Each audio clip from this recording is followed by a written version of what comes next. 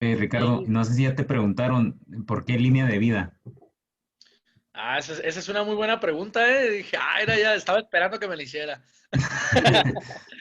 No, fíjate que literal no es algo muy complejo. Línea de vida, en cada línea de mi cuaderno plasmo algo de mi vida. O sea, literal no es algo tan complejo. Sí es un doble sentido, obviamente, si lo divisas desde el lado metafórico, pero en realidad es por eso. Literal, cuando yo empecé, siempre, cada escrito que yo hago es algo que a mí me pasa o algo que yo veo o algo que yo vivo, pero a final de cuentas es algo mío, porque yo conozco incluso muchos MCs que te pueden hablar de temas que a lo mejor se les ocurrieron. O sea, no sé, a lo mejor algo que quisieron crear, algo que quisieron inventar, y yo no. Yo, todos mis escritos, perdón, son 100% seguros que yo los viví. O sea, por eso el AKJ de línea de vida. O sea, todo lo que escribes tiene que haber sido una experiencia como tal, así real. Es, exacto, haz de cuenta, es como si tienes un libro y el libro se divide en capítulos. Ujú, Cada parte de mi vida es como una canción, como un capítulo. ujú. O sea, cada canción te va a transportar a una parte de mi vida. ¿Podría ser como un diario? Algo así. ¿Cuántos discos tienes, Ricardo? Mira, ahorita tengo ya tres, nada más que publicado solamente uno.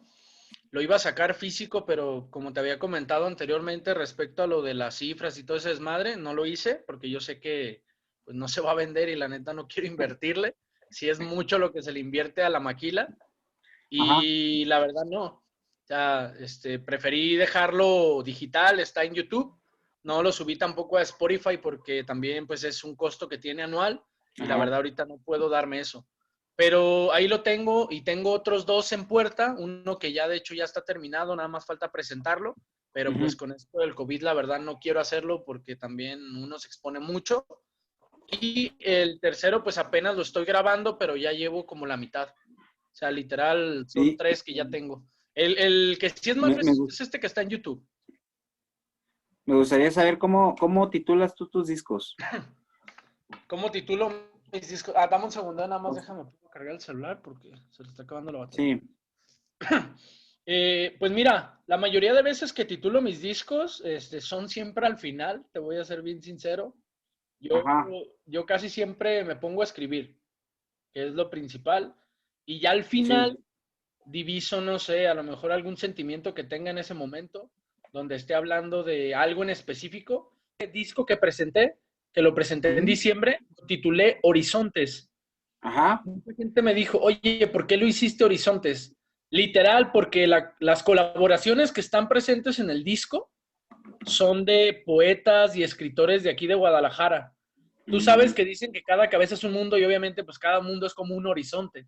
Es como ir ajá. detrás del horizonte de una persona. Y como son colaboraciones con poetas, con escritores, no sé, de literatura, sátira, etcétera, pues de ahí nació el tema de horizontes. Y la verdad es que me gustó muchísimo. O sea, el título del disco se me hizo muy padre, la idea que tuve y las colaboraciones, obviamente, de cada personalidad, o sea, me dejó satisfecho. A De ver, ahí en más, platícanos un poco más cómo elaboraste ese disco. Se ve interesante. ok, yo anteriormente tenía mucho el deseo de escribir con poetas, y digo Ujú. poetas, ¿verdad? Hay una personalidad que es muy, pues ahora sí que muy notoria en este ámbito. Su nombre es Adalberto Gutiérrez, es un señor que conocí ahí en Café Los Arrayanes por Vallarta. Ujú. La verdad es que cuando yo lo escuché la primera vez me gustó mucho lo que hacía y dije, ¿sabes qué? Me gustaría que un proyecto mío se basara en algo similar a la poesía. Ujú. ¿Qué es lo que hice? Que cambié completamente la idea que yo tenía de un disco de rap, porque eso es otra cosa. El disco de Horizontes no es rapeo, el disco de Horizontes es interpretación. O sea, me salí totalmente de lo que tenía yo, del género, de la zona como de confort que le llaman, y me metí a interpretar. Y ese disco literal es pura interpretación. O sea, no hay rapeo. O Sí sea, hay versos. tomas un poema o un cuento o algo así, y Es poesía. Es literal interpretación de poesía. Así sin ajá. más. Todo el disco es eso. Oh, ya, ya. Se ve interesante. ¿Y de los otros discos, qué nos puedes platicar? El otro disco que te digo que ya está listo, está titulado Terapia Breve. Ese Ajá. de hecho va a salir, bueno, iba a salir en febrero, desafortunadamente con esto de la situación actual lo dudo mucho. Ujú, Ese de Terapia Breve, literal es porque la mayoría de títulos o de temas que están ahí son de carácter psicológico. Es más una cuestión anímica, es como, pues sí, una terapia breve, digo, terapia breve en psicología hablando de la materia, es como una charla, ya sea con una persona o contigo mismo. Yo ahí me consideré yo como mi propio psicólogo y ujú, desahogué todo lo que traía en ese lapso. De hecho, ahí vienen temas que hacen referencia al fallecimiento de mi primo, en paz ujú. descanse, hacen referencias a pérdidas, a cuestiones pues un poco más personales. O sea, ya es algo más propio, más íntimo, pero a final de cuentas es eso, es como un desahogo, es una catarsis. Ujú. Y este Y tercero en ese el que ya estoy que va a ser. trabajando, Ajá. Dale, dale. perdón, digo que y este tercero en el que estoy trabajando lo voy a titular Catarsis. Literal es como un desahogo completo de lo anterior. O sea, de todo lo de la terapia breve, terapia breve es como el proceso donde tú vas al psicólogo Ajá. y literal catarsis es como esa parte final donde dices, ok, ya me rehabilité, por así decirlo, ya me siento bien y ¿sabes qué? Vamos a volver a conectar otra vez con la realidad, con lo anímico y vamos a echarle ganas. O sea, es como el renacimiento, por así decirlo. Es como cuando te das cuenta en qué tienes que trabajar y empiezas, ¿no? Así es, como esa resurrección, por así decirlo. Sí, sí, sí. Entonces está vinculada tu creación a la psicología, ¿no? Comentaste que habías estudiado psicología o algo así. Sí, estuve estudiando un par de, pues fue un semestre en realidad. No alcancé Ajá. a terminar por cuestiones económicas, pero sí. Pero te marcó, ¿no? Te marcó la psicología de alguna manera. Sí, fíjate que me llamaba mucho la atención por la cuestión que te hice mención al principio, que era Ujú, el querer el saber por qué del sentir humano. Porque obviamente uno puede decir, ok, se siente triste, se siente feliz, se siente depresivo, pero ¿por qué? O sea, ¿por ujú, qué la gente, por ejemplo, por qué la gente se suicida? ¿Por qué en ujú, vez de pedir ayuda se suicidan? ¿O por qué una gente que está depresiva para otra persona es muy común? O sea, ¿por qué en vez de ayudar no, o mejor dicho, por qué en vez de ayudar prejuiciamos? Que dices, ese tipo de detalles, el comportamiento humano, el saber por qué. Eso fue lo que me llamó la atención, porque sinceramente, como decía Choi, de un tiempo para acá se ha visto más frialdad en las personas, más indiferencia, y yo creo que anteriormente había más sensibilidad. Y ya hoy en día, si por ejemplo tú ves a una persona llorando, te puede causar incluso gracia, o no te importa simplemente, o sea, hay mucha gente que no le interesa o gente que, tengo mi vida. Y hay gente que yo me acuerdo anteriormente, podías acercarte libremente a qué onda, cómo te sientes, qué pasó. Porque hay veces que es una forma de pedir auxilio. Si tú ves a sí. alguien llorando y lo ignoras, puede a lo mejor que esa sea la única oportunidad que tengas para ayudarlo. Ujú. Sí, sí está, no, y aparte se está volviendo todo, las personas como muy agresivas, no sé si hay la atención de ya esto, de este tiempo que tenemos confinados, pero ahora yo he notado que la gente ya por cualquier cosa se pelea, de por cualquier cosa, hasta personas muy tranquilas que en apariencia tú dices, esta persona para mí es una persona muy tranquila, de, perdón, de repente estalla, o sea, de repente tiene lapsus de que por alguna tontería, ¡pum! Empieza a pelear, empieza a dar síntomas de que tiene problemas con la ira, pues, porque yo siento que en este problema de la pandemia, aparte de todo, pues está generando muchos problemas de ira. Aparte de depresión, yo siento que la ira se está también apoderando de las personas. Sí, pero ya es como digo, lo de la pandemia como que vino a agravar toda una serie de padecimientos sociales, ¿no? ¿Sí? Yo recuerdo, o sea, en mi vida también me he cruzado así con muchos raperos y compañeros así que le entran al verso. Y, Y una vez me acuerdo que le comentaba a uno de ellos, porque me ponía a los grupos a escucharlos, todo eso, y llegaba un momento donde me parecía cansado los temas que manejaban, ¿no? Y le decía a él que, ok, en el barrio sufres, en el barrio está cabrón, en el barrio todo lo malo, ¿no? Y lo cantas y lo expresas y lo sacas, pero y después, ¿qué sigue, no? Porque pareciera que todo lo que comienzan a crear es en base a la violencia. Entonces, yo le comentaba a uno de ellos qué hacían ellos para mejorar sus condiciones, ¿no? O sea, ya dijiste que la violencia, que ese es el problema en tu medio, en tu contexto, que y de ahí, ¿qué más? Pues, ¿no? Y le decía, y ahí es donde parece que no avanza el rap a veces, ¿no? Como que todos se enfrascan en ese tema y lejos de buscar una solución, siguen patinando, ¿no? Sobre el mismo lodo, ¿no?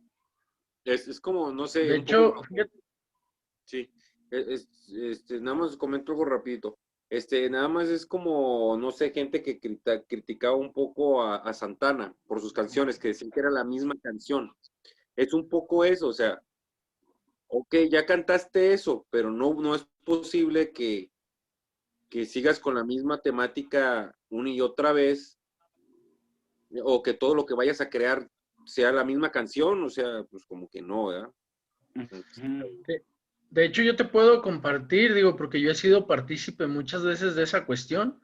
Primeramente, cuando hablas de referencia a la ira, yo creo que mucho tiene que ver el estrés, que de hecho ya el estrés es una cuestión de carácter cotidiano. Ya día con día lo experimentas donde sea. O sea, vas a la tienda y está la fila y ya, te estresas. O no sé, vas en el camión, viene lleno, te estresas. No sé, vas en el carro y ves que ya casi no tienes gasolina y ya no tienes efectivo y te estresas. O sea, todo es un estrés constante. Eso te puede generar ira, obviamente. Y lo que haces referencia tú a los temas que son como repetitivos, yo pienso que muchas veces es el inconsciente y muchas veces es el sentir actual.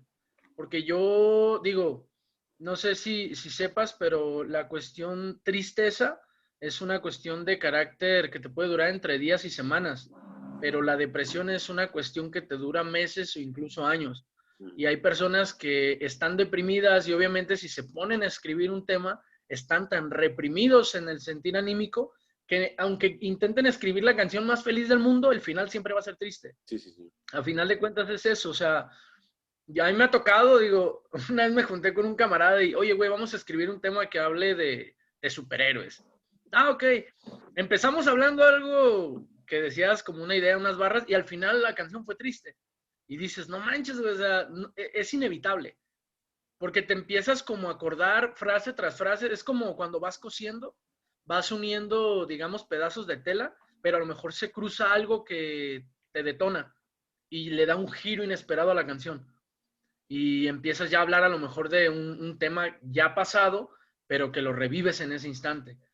De hecho, es una de las cosas también cuando uno escribe, cuando escuche las pistas o los famosísimos beats, dependiendo a lo que te suene, es dependiendo a lo que te transmite.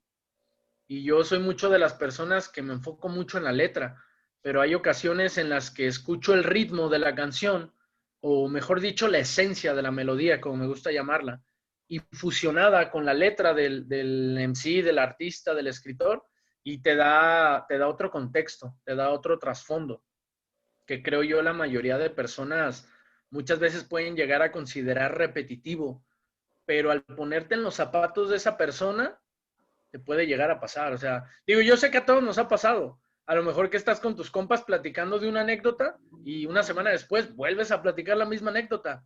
A lo mejor se te olvida, a lo mejor dices, bueno, a lo mejor ya no la he contado.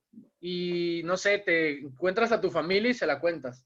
Te encuentras a tus compas y se la cuentas. O sea, es eso mismo. Es a lo mejor algo que uno Bueno, trae eso pasa atrapado con y la edad, ¿no? Uno comienza a repetir las historias mucho. sí, claro, y a veces te digo es inconsciente porque si te pones a analizarlo desde donde sea, en ocasiones salen sin necesidad de forzarlas, o sea, se reviven con cualquier cosa, es como una herida se puede abrir con una palabra, es un tema igual, o sea, literal. Yo, por ejemplo, mis discos sí los intenté canalizar de la mejor manera. Por ejemplo, el disco más crítico, que fue el de Terapia Breve, sí dije, ¿sabes qué? Aquí tengo como que exprimir esa parte del dolor hasta la resiliencia. O sea, voy a manifestar el dolor más crítico que he tenido anímicamente para cuando llegue el disco de Catarsis pueda como manifestar esa experiencia y esa vivencia, sentir anímico de todos los temas del disco Terapia Breve. Y A ver, costó mucho trabajo, y pero en finalmente Catarsis, o surgió. sea, nos decías que al final hay siempre este hálito de infelicidad o de tristeza, ¿no? Pero, por ejemplo, en Catarsis, ¿cómo te fue? O sea, ¿y ahí qué fue lo que ocurrió? Mira, a mí en la cuestión de la rapeada, yo cuando empecé a rapear, yo era una persona que era literal muy apegada a mi casa. O sea, yo nunca he sido una persona que le ha gustado salir a fiestas. No tomo, no fumo, no nada. O sea, literal, nada más me gusta estar a veces en mi casa jugando videojuegos o estando con mi familia. No he sido mucho de calle porque pues también me tocó perder amistades que iban a fiestas y que a lo mejor, no sé, pasaba un incidente. Pero yo cuando empecé a rapear, yo me sentía más liberado. O sea, empecé a tener más confianza en mí mismo, más seguridad y sobre todo me empecé a sentir más desahogado. De hecho, me pasa mucho. Puedo durarte sin escribir un año, pero cuando me llega como que golpes de la vida o situaciones en las que mi sentido anímico esté vulnerable, es cuando yo Ajá. empiezo a escribir. O sea, yo escribo cuando lo considero necesario, no escribo cuando quiero hacerlo. Literal es cuando yo sienta que quiero escribir. Ujú. O sea, no tienes como como un diario que decíamos hace rato, o sea, no es un ejercicio que hagas así constantemente. No, Es, digo, es algo que se cruza. O sea, literal, por ejemplo, ahorita yo me puedo sentir bien y a lo mejor mañana me siento mal. Ya si me siento mal mañana, te puedo hablar a lo mejor del día que me sentía bien y de cómo cambia de un momento para otro todo. O sea, incluyo hasta los días buenos, vaya. Sí, es que también eso lo vimos con otro profe, él es poeta que ujú. nos acompañó y hablaba de eso, pues que para crear necesitas primero, pues, en el caso de la literatura, de la poesía, leer, después, vivir cosas, que te pasen cosas, y ya después creas, ¿no? Ya después, con lo que te pasó, con lo que leíste y con lo que, o sea, las experiencias que tuviste, ya creas cosas. Pero sí, como dices, hay varios caminos para escribir, y hay gente que sí no lo busca, no lo forza, que busca que su proceso creativo sea más fluido, que sea más, cuando yo necesite escribir, lo voy a hacer, cuando sienta que no tengo nada que decir, que también es normal, pues va a haber tiempos, pueden pasar lapso de un año, dos, que realmente no pase nada absolutamente relevante que contar. O sea, Claro. o te van a pasar cosas, pues, pero, o sea, nada tan significativo como para volverlo un texto o así, ¿no? Y fíjate que esto que haces mención es muy cierto, porque el señor este, que es poeta Adalberto, me comentó algo que es muy cierto. O sea, dice, yo veo, por ejemplo, artistas que sacan 10,000 canciones y de esas 10,000 canciones solo pega una. O sea, literal, esa una es su hit. Y puede el artista tener las otras 9,999, pero una sola es la canción que le pega. Una sola es por la que identifican a la persona. Él dice, yo no entiendo por qué la gente se enfoca en cantidad antes que calidad. Es lo que haces tu mención referente a lo de forzar. Yo por eso no escribo así. O sea, a mí sinceramente, si yo ahorita me quiero sentar a decir, voy a escribir algo, yo no te voy a escribir nada. Y es más, va a terminar siendo algo que no me va a gustar e incluso me puedo empezar a decepcionar de mí mismo. Por esa misma razón yo no lo hago. Yo prefiero, por ejemplo, ahorita que digo, ok, estoy a gusto, tranquilo, prendo el PlayStation y me pongo a jugar, o sea, literal, porque no tengo ganas de escribir nada. Tengo más ganas a lo mejor de estar visualizando un videojuego o algo que me entretenga antes que ponerme a pensar. Sí, es los tiempos, pero ahí los tiempos los maneja cada quien como quiere, ¿no? Ahí es como cada quien se sienta a gusto. Hay quienes les gusta escribir todos los días, se ponen una meta, no sé, de 3, 4 horas, 5 horas, no sé, y así es como ellos hacen su proceso creativo, pero es muy personal, el proceso creativo de cada quien es el proceso de cada quien, ¿no? Claro. Y será diferente, en cada persona es diferente el proceso creativo.